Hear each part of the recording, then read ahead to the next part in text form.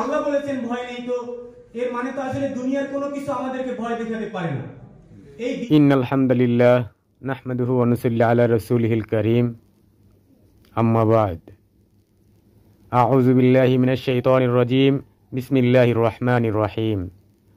ওয়ালা তাহিনু ওয়ালা তাহজানু ওয়া আনতুমুল আ'লাউনা ইন কুনতুম মুমিনিন। বাংলাদেশ জামাত ইসলাম কর্তৃক আয়োজিত কর্মী শিক্ষা শিবির 2025।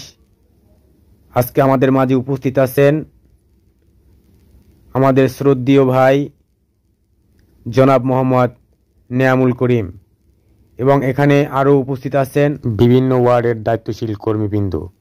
সবাইকে আমার অন্তরের অন্তরস্থল থেকে মোবারকবাদ জানাই।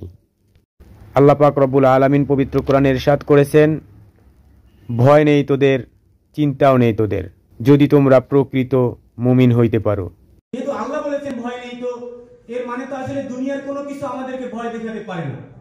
এই বিশ্বাসকে আমাদের অন্তরে ধারণ করে আমাদের সামনের দিনগুলো এগিয়ে নিয়ে যেতে হবে, এবং আমরা সকলে কাঁধে কাঁধ মিলিয়ে বাংলাদেশ জামাতে ইসলামকে একটি শক্তিশালী দল হিসাবে আমরা প্রত্যেক ইউনিট, প্রত্যেক ওয়ার্ড, প্রত্যেক মহল্লায় কাজ করে যাব ইনশাআল্লাহ। এই বলে আমি আমার বক্তব্য শেষ করছি। সবাইকে আসসালামু আলাইকুম।